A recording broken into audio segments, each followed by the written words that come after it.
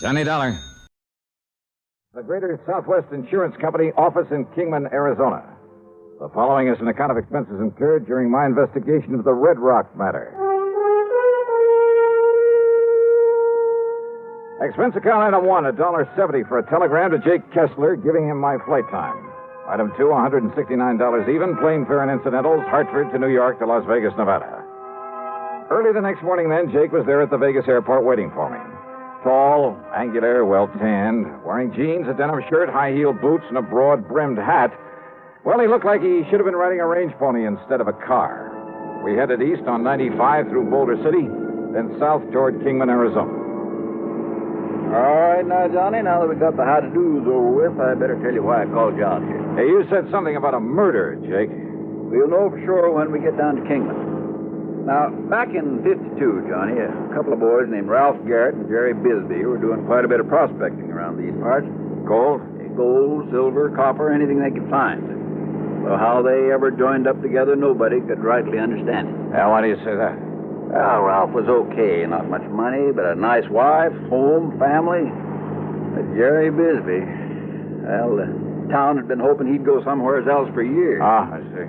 Anyhow, one day they set out to pound the rocks up near the town of Chloride over near Mount Tipton. A month or so later, though, Jerry Bisbee came back to Kingman alone. Oh? Folks asked him where Ralph Garrett was. He said Ralph had left him to go out and get a job in California. And left Bisbee with the rights to all their claims? Well, now, that wasn't even talked about. Not then. Yeah, well, go on, Jake. Anyhow, Ralph's wife claimed it was all a big lie, that Bisbee had taken Ralph out there in the desert and killed him. But why? Why did she think that? Claimed Ralph almost hadn't gone on that particular trip, that he'd gotten suspicious of Bisbee, that he was scared of him, and that Ralph wouldn't have just up and left her like that. Well, did she tell this to the police? Sure did. So they looked around all over the state, even notified the boys over in California, but nobody couldn't find a sign of Ralph. I see. So then she got a hold of some relative she has over in the state's attorney's office over in Phoenix. And, Johnny, before you knew it, Jerry Bisbee was up on trial for murder. Oh, but on such flimsy evidence and without a body. Sure. Jerry was acquitted. Now, like I say, that was back in 52. But we only paid off the insurance on Ralph about a year ago, lacking any legal proof that Ralph was dead until that statute of limitations said he had to be here or something. Yeah, I know. But now about this man Bisbee. Does he still live in Kingman? No, Johnny. As soon as that trial was over, he sold his little place, left town, and never come back. And with no actual proof that he'd killed his partner. Now, just a minute. Yeah? Didn't your Eastern papers carry anything about that big windstorm we had out here last week? Windstorm? Biggest one we've had in years. Must have blew 70, 80 mile an hour. Johnny. Oh, yeah, I guess I did read something about that. Sure you did. Yeah, I remember now. That wind uncovered the bones of a man who'd apparently become lost somewhere out here in this desert some years ago. Lost, huh? What do you mean? There's something the papers didn't say, Johnny. There was a bullet hole in the back of the skull.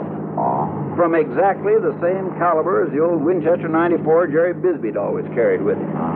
Then it looks like the skeleton is Ralph Garrett's. Murdered and buried out there by this Jerry Bisbee. Well, now, there's only one person can identify that skeleton for sure, Johnny. Who's that? Young Doc Blessing. And if we're lucky, we'll find him awaiting for us in Kingman.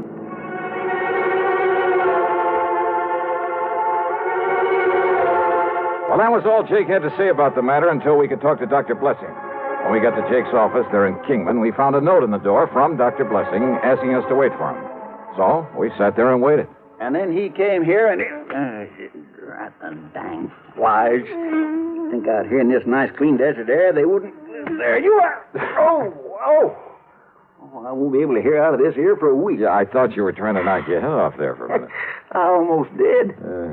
But you were saying that young Doc Blessing took over his father's practice out here. Yeah, a couple of years ago. And that included all the records his pa had always kept, complete records of every case he'd ever handled. Notes, prescriptions, x-rays, everything. Boxes, crates, cartons of them, Johnny. And that's what young Doc's looking into right now, all those old records. Why, Jake? Because he had a vague remembrance at one time, a long while ago, his pa... Oh, howdy, Doc. Jake, I take it you're Johnny Dollar. That's right. I'm Doc Blessing. Glad you're here, Dollar. Jake, I've been over at police headquarters. And you found something, Doc? Yes, Doctor. Now, you must understand this, Dollar. The police around here are fine. Good state authorities, too, but this thing may be beyond their reach. What'd you find in your pa's old records? Jake, I found evidence, including x-rays, that proved that my father patched up a broken thigh for Ralph Garrett back in 47. X-rays clearly showed the steel femoral plate he used to pin two sections of bone together. Then, Doc. It's been kept from the papers, Dollar. But on the skeleton they found in the desert was that very same fractured thigh bone and the stainless steel plate that my father... I know it. Well, there's no question about it. That skeleton is Ralph Garrett's. Well... And with that bullet hole from Jerry Bisbee's gun in the skull. Exactly. Or a gun like Bisbee. Yeah, now, don't start kidding yourself, Johnny. Yeah, now, Dollar, there's... Okay. You got a point. It looks as though Bisbee murdered him, all right. Of course he did. Why else would he skip out after the trial? So what you've got to do, Johnny, is get out and find it. Bring him back to justice. That's all. That's all? Well, yes. Oh, sure.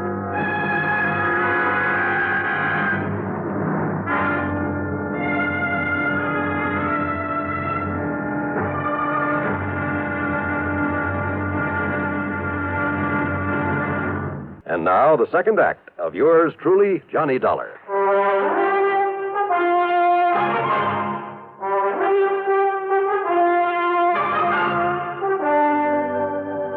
Now, Jake, you say that right after his trial, Bisbee left town. And no forwarding address, and I don't need to tell you nobody's seen hide nor hair of him since. Well, what happened to the rights to the mining claims? Sold them out, didn't he, Doc? That's correct. Did he get much money for them? No. And, of course, he had to share and share alike with Ralph's widow. Hey, Doc, you say you just saw the police. Yeah, Dollar, and of course they're certain, too, that Bisbee murdered Ralph Garrett. On the strength of the evidence I was able to provide for him. Any idea how they plan to proceed? Yeah, I assume they've notified the state police and that they'll put out bulletins all over the country. All of which will take time, of course. Yeah, in other words, they have no idea whatsoever where Jerry Bisbee might be by now. Well, after all, Johnny, after all these years. Yeah. Bisbee may have gone anywhere after he left here, and since he alone had knowledge of his guilt at that time. Yeah. So all I have to do is perform a slight miracle and... Hey, wait, you say that he was a prospector while he was living here in Kingman. That's right. Well, what else did he do? Well, he kind of worked some of the mines now and then, enough to keep him in food and clothes and tobacco's all. And liquor, of course. He was a heavy, disagreeable drinker. But that's all. It's the only work he knew. Now I got some house calls to make. If I can be of any further help. Yeah, well, maybe that gives me an idea. Yeah?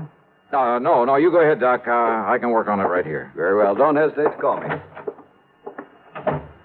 What's this idea, Johnny? Just let me use this phone. Well, sure, go ahead.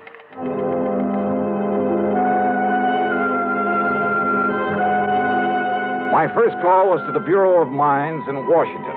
I practically had to have them check me out with the FBI before they'd give me the information I wanted. But finally, in the course of running up a $27 phone bill, that's item 3 on the expense account. Yes, Mr. Dollar, I've located a listing of mining claims in the name of Jerry Bisbee. Then he's still prospecting. The list begins with 1944. All claims up to 1952 were in Arizona. Yeah. Would you like me to read them to you? No, thanks. What I'm interested in is recent claims, and I've got a suspicion they won't be in Arizona. Let me see now. Yes, you're quite right. Yeah? Within the past few years, he's apparently been doing some prospecting in the state of Nevada. Where? Well, in several rather widely separate... Well, of course, the office in Carson City could give you more up-to-date information than we have. Yeah, you're right. I'll call him. Thanks very much. Progress? Yeah, Jake. It looks like maybe we're getting somewhere. I knew you would, Johnny.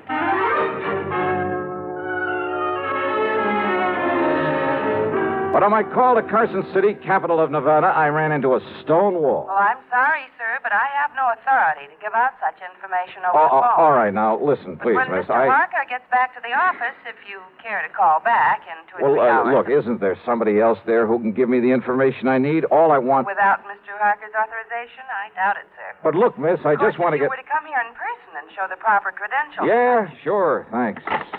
What's the matter with him up there, Johnny? Oh, I don't know. Jake. Yeah? Is there anybody around here who owns a plane? An airplane? Well?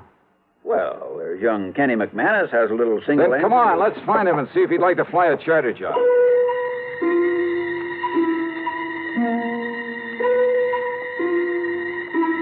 Expense account item 4, $175 to Kenny McManus for the use of his plane and his service as pilot. Only I'm not so sure I would have chartered that particular plane if I'd taken time for a real good look at it before we started off. Yeah, with 2 passengers, a full load of gas, and my luggage, it was hardly... Well, let's face it. It was old and definitely underpowered for such a trip. We missed the tops of several mountains by only inches along the way. But somehow, shortly after noon, we landed in the Nevada capital. Item 5, a buck to one of the lads at the hangar for a ride into the local bureau representative. Mr. Harker was somewhat reticent until I mentioned one word. What was that, Mr. Dollar? Murder, Mr. Harker. I want this man Bisbee for murder. I see. And I'm certain I can be of help to you. And now, thanks to Mr. Harker's cooperation, I finally really got on Jerry Bisbee's trail. Item 6, $50, deposit on a rental car, and I headed due east. I headed for the lively old ghost town of Virginia City. I didn't know I was also heading into one of the most dangerous situations in my whole career.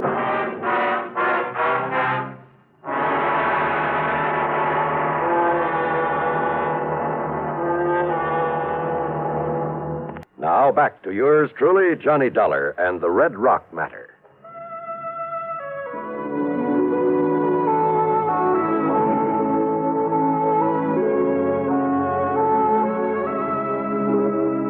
Virginia City is fabulous. A monument to the rip-roaring days of the Comstock Lode. When all too often a man's life depended on how fast he could draw, or how well he could defend a hunk of barren ground that he chipped away at in the hope it would give up millions of dollars worth of gold-bearing quartz, or the heavy blue mud so rich in silver ore. Still standing are many of the colorful buildings put up in the 1860s. Piper's Opera House. You picked up your key at the Bucket of Blood Saloon. There was the office of the Territorial Enterprise that carried editorials by Mark Twain. The famous Crystal Bar. The gambling halls where debts were paid in dust and nuggets. Famous names, too.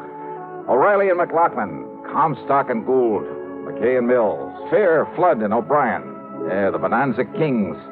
All of them had meant fabulous wealth in the days of the gold rush. Yep, you could almost see their ghosts walking the streets. Well, I found a fount of local information and a grizzled old character parked on a rocker in front of one of the ancient saloons. Bisbee, son. Jerry Bisbee. Yes, sir, that's right. Well, if I was you, I'd stay away from him. Yes, I would. Well, why do you say that, sir? Because, son, that D4 man's crazy. Staying up there in that shack on top of Red Rock Pass. Red Rock? Working away at that worthless claim he has up there. Oh, where is Red Rock Pass? About halfway up 12-mile road over there. There's a wagon track up the pass. Well, look, can I make it with this car of mine? Yeah, that's pretty new car. No. It take a horse or a burro to get... Yeah, but you ain't going up to see that crazy Bisbee. Why not? Well? Oh, he'd catch you anywhere near that mine of his. Then he'd shoot you first and find out who you was after. Yeah, well, I'll have to take that chance. Oh, no, you... Thanks a lot, old-timer. At Martin's stable, I had to shell out a $100 deposit when they learned I was going up into Red Rock Pass. And again, I got a warning about running into Bisbee. But I made sure my gun was free in the holster and set out for the pass. It was after 3 when I left the 12-mile road and nearly sundown by the time I reached the top of the pass. And there I found Jerry Bisbee's weathered old shack, but no sign of Bisbee himself. Bisbee! Jerry Bisbee! And then I saw the trail leading to the little mine on the face of a cliff. So I started over toward it, walking around the huge red boulders in my path, scattered about as though some giant hand many centuries ago. Whoops! That's fair enough. Bisbee! Get back onto that horse and get out of here. Sorry, but I gotta talk to you. You see this here gun. Oh, I see it all right. Shoot the eye out and a snake with it. Besides, I know why you come here. Do you? Because maybe... they found Ralph Garrett's bones down to the desert. That's right. But you won't take me in third. Don't be too sure of that. Talk up, boy. Son, I don't hear very good. I said I'm going to take you in for murder. Talk up, I said. Besides, you got no right to take me in. Wrong, Bisbee. You hear me? I say you're wrong. Wrong am I? Didn't they try me once for murdering him? Didn't they let me free? So what? That doesn't mean I So you and anybody else ought to know they can't try a man twice for the same thing. Holy smoke, he's right. Them fools down there, they let me off. So now there's nothing you or anybody else can do about it. So get out. I said get out of here. A well-aimed shot kicked up the sand in front of me. I ducked behind a pile of boulders and crouched there, waiting to see what he'd do next. Then I heard it from a sort of hole under one of the rocks. A rattlesnake, almost to my feet. Slowly, carefully, I pulled out my gun. I took aim and... Hey, there were others in there. There must have been a nest of them. No use, boy. I'm coming over there to get you. Yeah, well, listen. I'm going to kill you. There was another rock to my left, a boulder that maybe I could reach without his seeing me. And the sound of the rappers at my feet wasn't exactly friendly. So I bent down low and made a dash for it. Brother, that time I could practically taste the lead. It's no good, boy. You're not so smart. Because from where you are now, you ain't got no place to go. Not without me having a shot at you. And all it's going to take is one clear shot. Bisbee, can you hear me? And this rock pile where you was, I can get to it without you having a shot at me. So I got you cornered, boy. Yeah, he was right. He knew it and I knew it. Through a narrow cleft in the rock in front of me, too narrow even to push the barrel of my pistol, I could see him advancing slowly toward the pile of boulders where I'd left the nest of rattlers. But if he was so deaf, he'd never hear them. Oh, Bisbee. Hey, Bisbee, listen to me. Talk up. You got anything to say? Stay away from that pile of rocks. I'm going to kill you. Hey, look, I said stay away from that pile of rocks. I'm going to kill you dead. Unless you throw out your gun and come out here with your hands up over your head. Come on out of there. Yeah. Okay. I'll do it. What you say? I said yes. Here, look. Here's my gun. You coming out like I told you? Yes, look. With my hands up. Sure going to fool ya. What? Because I'm going to kill you anyway. The same as I did Ralph Garrett. Bisbee. Hey, Bisbee, wait. Stay away from those rocks. If you got another gun hit on you to do you no good. Bisbee! Things happened fast. He jumped backward into the protection of the rock pile, and he raised and aimed his gun to shoot me down. But a sudden movement among the angry nest of rattlesnakes. No!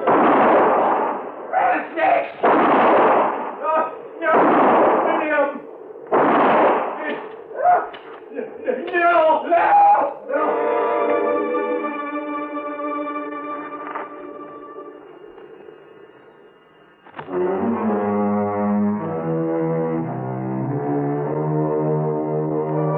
By the time I got over to him and hauled him out of that pit of death, half a dozen of the deadly rattlers must have struck him. He died before I could get him back to Virginia City. Yeah, justice again. In one of her own inscrutable ways. Expense account total, including a couple of good stiff drinks. Then the trip on back to Hartford, $496.25. Yours truly, Johnny Dollar.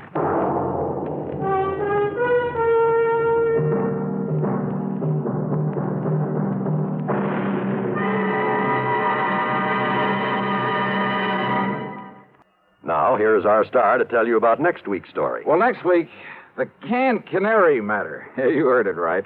And I promise you that title is a real fooler. Join us, won't you? Yours truly, Johnny Dollar.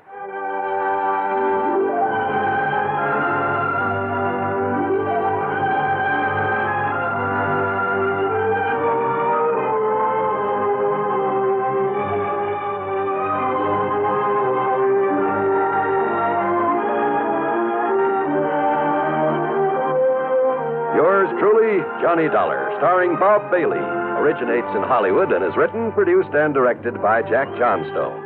Heard in our cast were Virginia Gregg, Arlie Bear, Harry Bartell, Vic Perrin, John Daner, Will Wright, Tom Hanley, and Bill James.